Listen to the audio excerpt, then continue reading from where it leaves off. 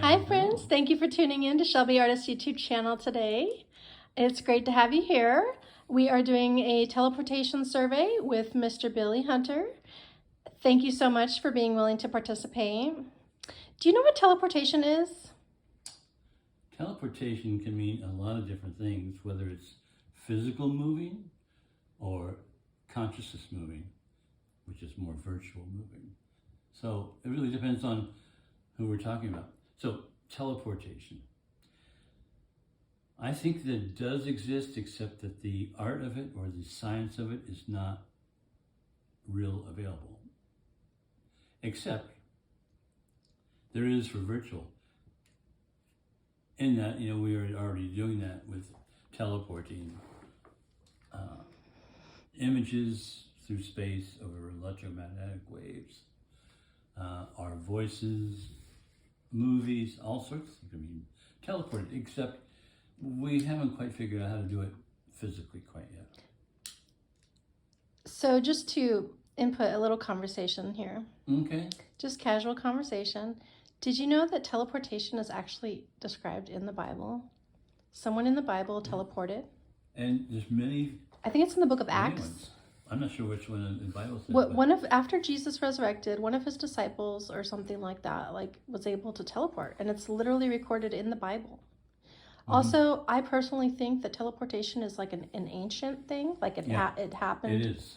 So the ancients teleported, but it's funny because we've lost all that ancient magic. A lot of stuff has been lost. That's true. So anyway, and okay. It's not just within, the Christian tradition. I mean, the Egyptian tradition, the ancient Indian Vedic tradition. The Vedic tradition does talk about teleportation. And it talks about it in the terms of actual movement of physical mass, bodies, through space and time. Yeah. And just to point out conversationally, Christian is not just white people. Christ himself was Jewish and, Middle Eastern. Yeah. So when we say Christian in terms of cultures or whatever, I think olive complexion Middle Eastern people. Anyway. Okay, so yes, I do believe in teleportation, even if we can't do it right now. That's great. I also agree. So the second question is, how do you think if we were able to do this and it was mainstream in our society today, how could it benefit our society? Implementing teleportation. Oh, it'd be great to retire the machinery, or make it, evolve it in a way so that we're not polluting the environment, creating lots of... It would have an environmental positive effect. Plus also, just you think about teleporting where it's effortless and you're not spending a lot of time traveling. Like, for example, I picked up my wife Dawn at the airport at 11:30 on Sunday night and didn't get into bed till 1:30, and the next day I was feeling kind of French fried. Yeah, I completely understand. So teleportation, hey, piece of cake. I wouldn't have to go get her. She could teleport home. And let's say you want to go see somebody who's very far away, even off planet perhaps. You could teleport that way if the knowledge and the science is back in full form. So a lot of people these days actually practice astral projection. More people than we even really know or realize. Mm-hmm. How is astral projection different from teleportation in your understanding? I can tell you what I think. When people astral project, they don't take their physical bodies with them. Right. But when you teleport, you do take your physical body with you. Right. So that's the difference. Do you have anything else to say about that? Well, I think everyone's astral projecting all the time. Not some with great, great skill, some with no skill at all, but they don't even know they're astral projecting. Just to think about, I wonder how my mother's doing way over there, or up in heaven, or things like that. Yeah. That is a form of astral projecting. Mm-hmm. And astral projecting sounds kind of much more mysterious than it's just a simple phenomenon. Well, I've personally astrally projected a couple times, and I did not intentionally do it. Right. It's almost like it was done to me. I didn't do it. Mm-hmm. Almost like some other thing, some another dimension stuck its arm through the dimension and picked me up and threw me into another dimension. And Right. it was, I call it astral projecting. Right. But did I intentionally bring it on or will it? No. No, I understand. It was that, just yeah. a random happenstance. That's why I said, like, some people, they have no knowledge of the skill or how to do it, but they do it just by thinking. And the other thing that's interesting is that throughout, if you could take the cross section of everyone on the planet, there are some who have skills that we call them psychic or even Telepathic, psychic, to me it's Exactly. the same thing. And Jesus had those gifts. there's many that do. And Yeah. one of the most famous sayings, about from holy people is that really they say that they have the phrasing is MIU. Maharishi International University, MIU? MIU. It was a joke. MIU. I know what you mean, but I was making a joke. I know. MIU. MIU. And the holy person sees that it's the path to becoming awake and aware and clear inside, enlightened. Mm-hmm. Yeah. But It's a path that anyone can take. let's stay on the topic of teleportation. So, the reason I'm saying that, and thank you for bringing me back to point, the reason I'm saying that is that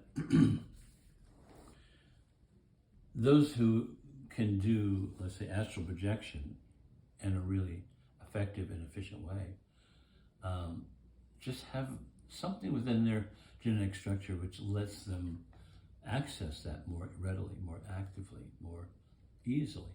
And then there's those who are just caught up in what they're living and don't have that ability, but at least not knowingly.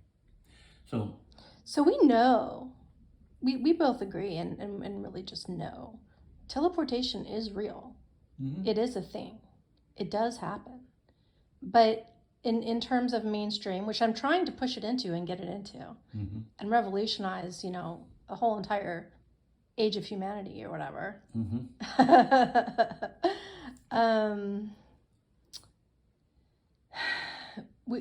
We don't logically understand in modern science. I guess you could attribute it to, or categorize it as quantum science. Mm-hmm. So, there are people these days who study quantum science and maybe even won Nobel Prizes in quantum science and whatnot, but not as many as who study, other kinds of sciences. Right. So if we could teleport, last question, just for this whole survey project Mm-hmm. is really just for fun and for personal. And at the end, when I finally acquire 100 of these, Mm-hmm. I'm going to document the results. And it's just really a fun personal survey. Mm-hmm. Hopefully it will go somewhere. Mm-hmm. And, anyway, if you could teleport anywhere right now, and, I said you could walk through that window and be somewhere else, kind of like a looking glass, whatever. Mm-hmm. Where would you go? Well, first you have to have a desire to go, which, I don't particularly have that. But if I had the desire, I would love to teleport to another planet that, like Earth, is life-supporting for its physiology. So it has oxygen, water, all those things. Good luck finding that, because we haven't found one yet. Well, it doesn't mean it's not there. It just means that We haven't found it yet. we haven't found it yet. Teleporting can get us there pretty quickly. But also, just don't want to drop into a place that's physically okay, but, mentally or, say, emotionally or behaviorally, I'm not going to stand out like an alien. And, find myself at the end of in a cauldron being cooked by the natives. Because who is this strange thing that's arrived? But it would be interesting to teleport and to see other civilizations and other planets, other places, and see that we're all God's children. Have you ever seen the movie Bill and Ted's Excellent Adventure? Yeah. somewhat teleported through, you know, he in through the telephone booth. the phone booth Yeah. teleported him Yeah. to other times. Now, see, this is quantum teleportation. Just to share a little tidbit of what really sparked this whole concept with me. Mm-hmm. I know it's real because I've seen it been done. Right.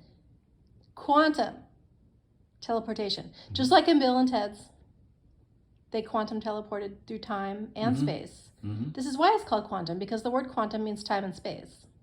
So it's quantum teleportation through time and space. I have seen someone in the flesh teleport from across the world 10 years into the past or something and meet me face to face, just like me and you are talking right here, right now, face to face. It's happened. Pretty unique. It didn't happen just once. It happened a couple times. I also, it was on an ancient Indian burial ground in Southern California. That might have something to do with it just because it's a dense kind of spiritual area. Sure. But wherever this little boy quantum teleported to me was through of course, a portal of some kind. Mm-hmm. And he showed up on this ancient Indian burial ground where I was at the time. Mm-hmm. So that's my little story. And it happened 2 times. Mm-hmm. Well, It was the same boy. The same boy came 2 times. My recommendation is certainly you can do these interviews, but there are maybe others who are associated with that experience you have who might be really good to work with, to interview, to find out, you know, how this happened. Well, that's a good suggestion. Definitely. I've shared this story on previous videos I've posted on my channel. Mm-hmm. And I'm wrapping up now at 11 minutes, or actually 12 minutes right now. Thanks again, Billy. You're welcome. I really appreciate it. Yeah. All right, have a good day. Good luck.